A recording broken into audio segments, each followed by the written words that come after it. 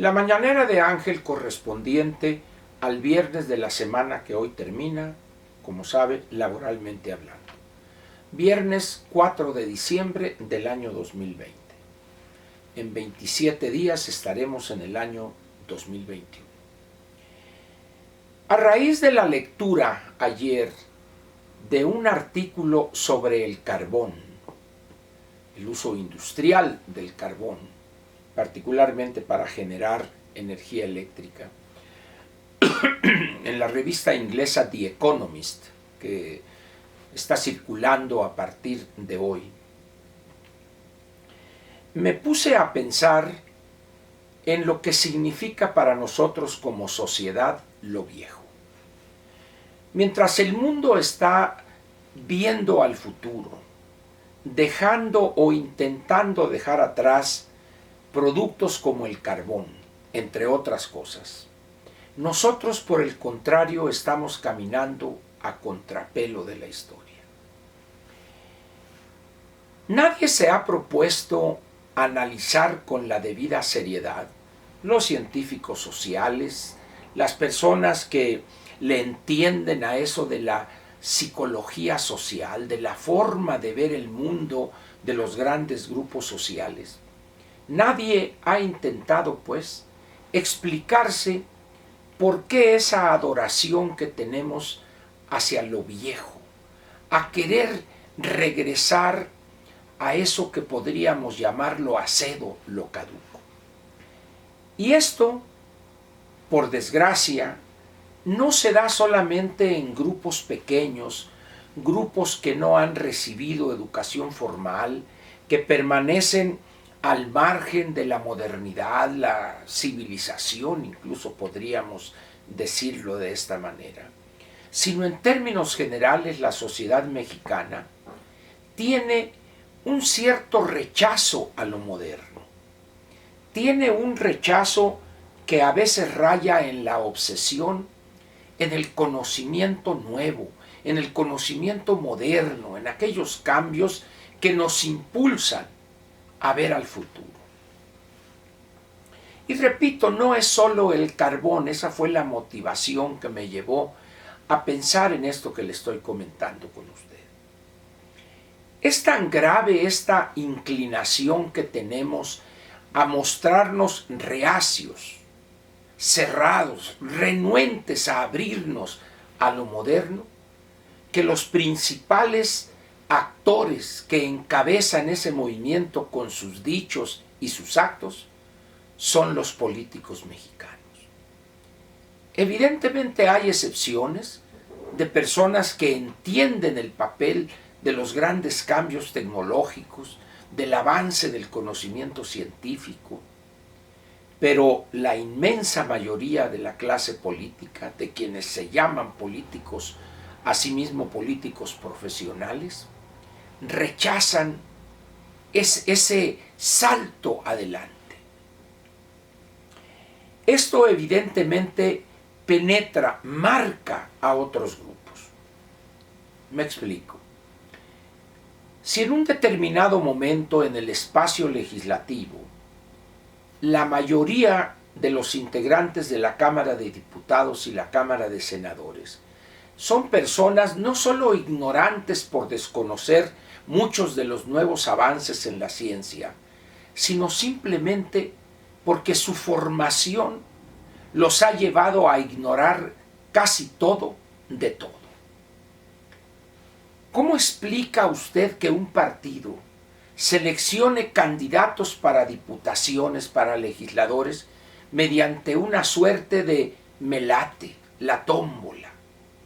Y así ha llegado cada individuo a la Cámara de Diputados y a la Cámara de Senadores, que están para llorar. No tiene caso que le diga qué partido es el que así procede, porque usted lo sabe perfectamente.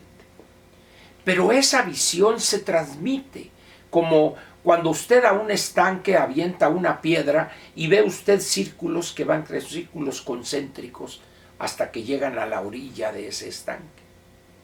Así es la ignorancia y ese amor por el pasado y por rechazar lo nuevo. no es solo el carbón, repito, no es solo el combustóleo con un alto contenido de azufre, a utilizarlo junto con el carbón, repito, que serían los dos combustibles más contaminantes que podemos estar utilizando hoy en México, en vez de apoyar, de estimular el uso de energías alternativas. ¿Por qué no tenemos un movimiento masivo en el país de instalación de paneles solares en la parte residencial, en las casas habitación? ¿A qué se debe eso? ¿Será acaso solamente a la ignorancia y esa visión ideológica aceda caduca de Bartlett? Ese hombre que vive en el Paleozoico superior en materia de energía, pero también Nales, Romero, el mismo López. ¿Qué hay en la sociedad mexicana que es tan fácil que millones y millones de mexicanos vean al pasado en materia de, en este caso, combustibles fósiles, en vez de abrirse al futuro? ¿A qué se debe? ¿Qué lo explica esto? Y en esto ver hacia el pasado, tenemos aberraciones como esa que promueven los integrantes de estos grupos criminales, la CENTE, la CETEC, sección 22, donde están renuentes y rechazan incluso violentamente utilizar los conocimientos o las nuevas tecnologías para enseñar de una manera moderna, para enseñarles a los niños la utilidad de las tecnologías más avanzadas. ¿Cómo nos explicamos que hoy, en esta situación de la pandemia y la enseñanza a distancia, el 70% de los estudiantes de la UNAM, que es la máxima casa de estudios, no tengan una computadora para poder conectarse y estar atendiendo las clases que imparten los maestros? ¿Cómo entender eso? Uno diría, bueno, si estuviéramos hablando de zonas marginadas, los tarahumaras allá en lo más alto de la Sierra Madre Occidental, en Chihuahua, algunos grupos indígenas en Chiapas, en Oaxaca, en el centro del país, no sé, en Sierra Gorda, en Querétaro, con los yaquis en Sonora o los mayos en el sur de Sonora, alrededor de Navojoa, Echojoa, Guatabampo, etc. Pero no, resulta que en las ciudades se da ese fenómeno, esa actitud. ¿Qué lo explica, pues? Pero además, ¿qué explica que no lo estudiemos ese fenómeno? ¿Cómo es posible que haya tanta tesis que elaboran los que van a titularse para la licenciatura o una maestría? No les interesa esto como tema de estudio. ¿A qué se debe también eso?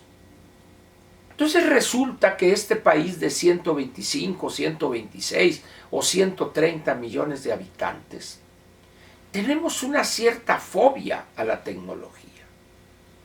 Hay gente que se vanagloria, tenemos tantos teléfonos celulares, sí, pero para chatear o ver pornografía. No me refiero a ese uso de la tecnología. Me refiero al uso de la tecnología para elevar la productividad, para informarse, para conocer lo que pasa en el mundo. Tenemos un presidente que ha hecho de la ignorancia uno de sus mayores orgullos. ¿Recuerda usted cuando presumía que jamás había salido del territorio nacional, que no tenía pasaporte? Somos hoy, además, producto de esa visión de López, un país ermitaño en el mundo. ¿A qué reuniones ha asistido López antes de la pandemia? A ninguna. Manda a Ebrard. Si fue a Estados Unidos, porque prácticamente le tronó el chicote Trump para que lo fuera a ayudar allá en la campaña, y ya ve los resultados. Pero no, que vaya Marcelo y que esto, pero él no se mueve de México. Aduce una cantidad de argumentos estúpidos. Todo para no tener que verse exhibido en su ignorancia, en ese complejo de inferioridad por su ignorancia que le brota. Y eso se pega, eso se transmite a los suyos, a los que deciden alrededor de él. ¿Quién se va a atrever a decirle, señor presidente, nos estamos aislando del mundo? Un país que es la economía 15 o 16 del mundo, que somos actores importantes en el intercambio de bienes y servicios, en los flujos de capital. Pero no, esa visión autárquica, cerrada, esa visión que la CEPAL promovió durante decenios de la sustitución de importaciones. Ese es López y ese es el gobierno que encabeza. Pero vuelvo a la pregunta que le hice al principio. ¿A qué se debe esa renuencia a ver al futuro, a colocarnos al frente del uso de esas tecnologías modernas para ser más productivos, para conocer, para estar abiertos a las nuevas transformaciones en el mundo? No tengo la respuesta, no soy un especialista en ese tipo de estudios, soy un ignorante en esa materia. Pero el efecto me preocupa. Me ocupa también, leo, busco información a ver si encuentro algo. Pero la verdad es que mi afición o mi conocimiento se da en otras áreas. Estamos yendo a contrapelo de la historia. Mientras otros países más pequeños que México están abrazando la tecnología para enseñar de una manera más moderna, más didáctica a las nuevas generaciones, y nosotros parece que estamos decididos a llegar a la época del papiro y a la época del ábaco. Esa es la mentalidad de López. Y 30 millones de babiantes electores le entregaron su voto a ese antepasado. ¿Cómo puede México aspirar a ser un país justo, igualitario? ¿Cómo? Democrático, moderno. ¿Cómo? Con un gobernante con esa visión, con un grupo de funcionarios serviles a su alrededor y con decenas de millones de personas renuentes a abrir la mente para utilizar la tecnología, usar la modernidad y ver, así sea tantito, al futuro. ¿Tiene usted la respuesta? Si la sabe, háganosla saber. Por lo pronto, lo dejo a usted con esa pregunta que espero que entre medio tiempo y medio tiempo, o primer tiempo y segundo tiempo, no sé cómo se diga, le preste usted atención. Muchas gracias y lo espero mañana en la sabatina y también, ¿por qué no?, en la dominical. Muchas gracias.